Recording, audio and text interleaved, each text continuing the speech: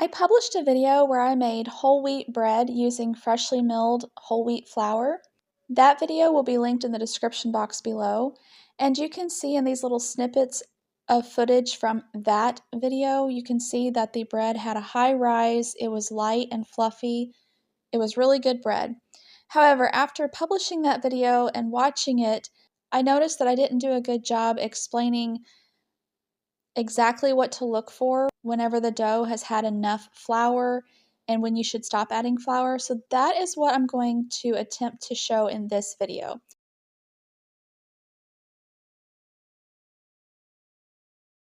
Here I am making another batch of the bread. I do this about once or twice a week.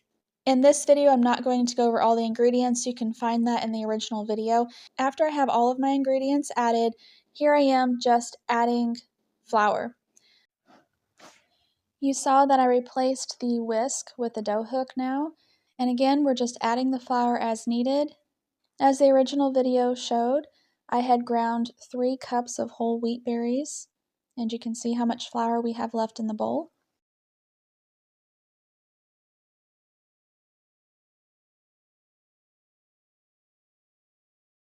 You can see the dough is pretty shaggy. I am just taking the spatula, scraping it all together. I'm making sure the flour is all mixed in well and there's no flour sitting on the bottom.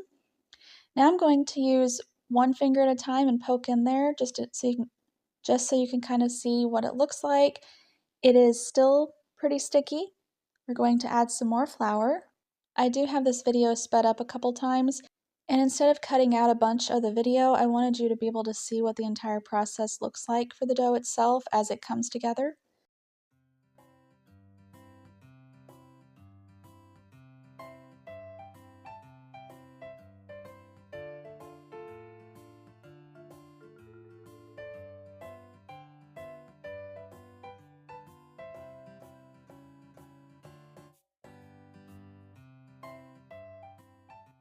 Now the video is at real life speed, and I wanted you to see it in real time, what it actually looks like. Once it goes from sticky and adding a bit more flour, you can see how it is starting to come together more. On my KitchenAid stand mixer, I never go past speed 2 when I'm making a yeast dough, and this is bread, so it is yeast. So you could see that the mixer made it appear like the dough was starting to come together just a little bit ago, and now it's kind of stringing all over and smearing on the sides of the bowl again. So let's pay attention to this.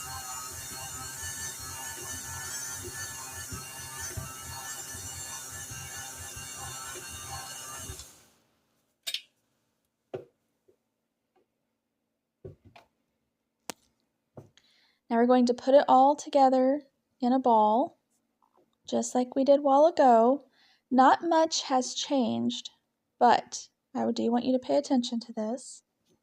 And again, we're just scraping the bottom, getting it together in a ball. This is where you have to trust the process, okay? Now, if you were making this recipe, which you can do using completely all white, all-purpose flour, of course, you would add quite a bit more flour right now because you would want it to completely come away from the bowl clean. But you do not do that with whole wheat flour, primarily freshly milled whole wheat flour, because whole wheat flour is thirsty, okay? And it takes it a little longer to absorb all the excess liquid. So just trust the process and just give it time. Do not add more flour at this point. And again, I'm sticking my finger in it. You can see from each finger I stick in it, it is now tacky. It's not quite as sticky as it was earlier. Now, because it's holding together in this ball and it's not excessively sticky, we are going to let it sit just like it is for 20 minutes. During this 20 minutes, this is what's really important. During this 20 minutes is when it is going to absorb that excess liquid that is still in it, and it will not be as sticky. All right, so here 20 minutes has passed, and you can see now when I put my finger on it, it is no longer sticky. Now we are going to begin our kneading process. Kneading the dough can take anywhere between 10 minutes, 15 minutes. It just depends. Now watch the dough here. Okay, you can see it started off coming together pretty well, and now it's wanting to cling and smear to the sides again. So what I like to do is I like to let it kind of knead like this for a little bit, maybe a half a minute to a minute, and if it's not pulling away from the bowl and it's smearing like it is, then I'll add a little bit of flour. And this is pretty important. You do not want to add too much flour. If you add too much flour, then your bread will be heavier and denser and won't rise as tall. You can see I do not have much flour left at all from what we originally ground up. And do not go by how much flour I use as to how much flour you're going to need to use. It all really depends on your environment. It depends on the temperature of everything, the humidity, the age of your ingredients, all sorts of stuff. And I have a free download that covers all that and more. So we're just going to add a little bit more flour here. Now at this point, the amount of flour that you add is no different than the amount of flour you would normally put on your hands when you are manually kneading this dough.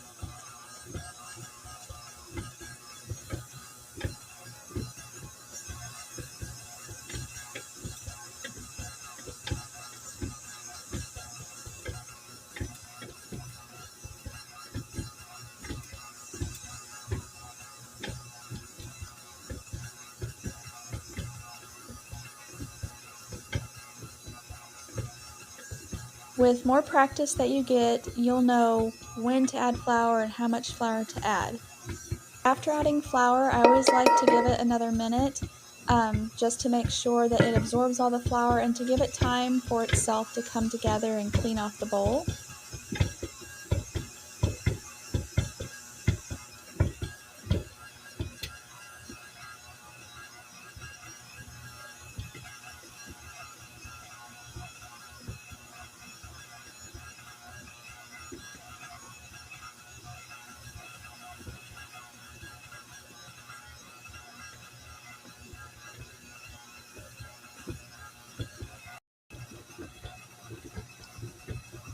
I had to use about another quarter cup of freshly milled flour just to give it a little bit extra.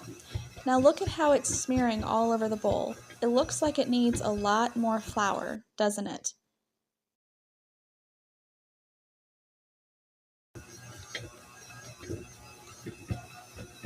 This is a little hidden tip that I've never seen anyone talk about before. So instead of adding more flour, go ahead, scrape it all down, form it into a ball there, and make sure that you scrape the bottom of the bowl as well, and start kneading again, because sometimes that's all it needs. It just needs you to form it together and then it's good to go. And look at that. See, we went from looking like it needed quite a bit more flour to needing none at all. It just needed to be scraped down and rounded up into a ball to make it easier. Okay? So if you did not do that and you would just think it would need more flour, you would add so much more flour, creating your dense, heavy, short loaf. So that is just a little hidden tip that I just wanted to share with you, and that just comes from experience of watching your dough and learning how to read it. I hope you found those 2 tips helpful. Now let's go ahead and do a window pane test. A window pane test is not necessary, especially if you are experienced at making bread, but let's go ahead and show you how to do it. And the purpose of the window pane test is it shows you if the gluten is well developed enough. The more developed the gluten is, the higher your dough can rise without collapsing. Because the gluten acts as a strong net to help collect all those carbon dioxide bubbles that the yeast produces, it works best if your hands are a little wet, so I just put some water on my hands. And I like to grab all the dough together before conducting the window pane test. To conduct the window pane test, it's pretty simple. You just grab a piece of the dough and you just try to make it as thin as possible, and you want to be able to see light through it. You can see my fingers from behind the dough here. You can also even see the color of my skin. And you just want to see that before the dough starts to tear. There was a little tear there, but it still passed the window pane. But I like to go ahead and knead it for another minute or two.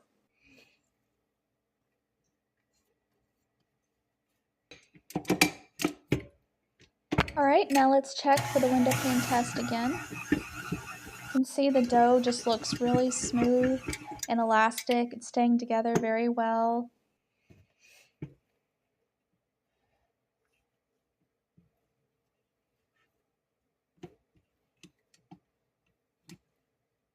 So again, I just like to scoop up all of the dough.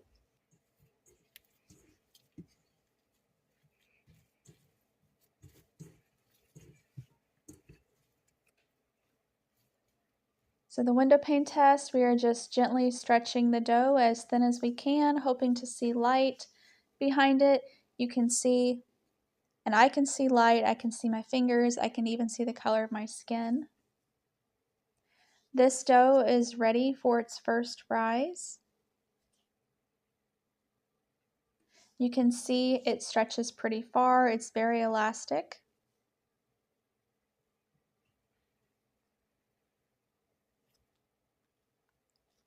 And here is what the dough looks like. It is nice and soft and pliable. Does not stick to my fingers.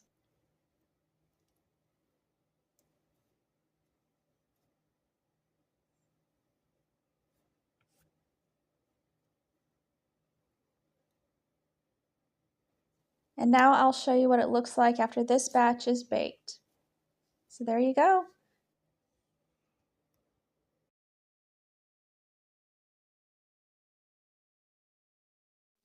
We got some good rise, light, soft, and fluffy whole wheat, freshly milled whole wheat bread right here.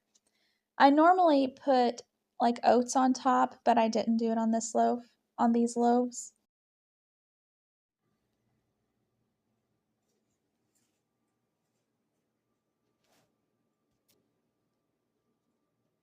And here you can see the fluffy softness of the bread.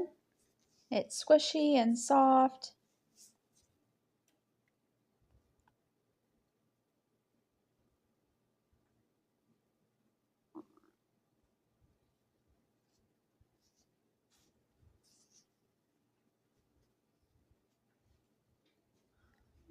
And here, if we wanted to put a hot dog or a bratwurst in it, you can see it folds over and it does not tear. We can unfold it. You can see no tears there. Flip it over and no tears there either.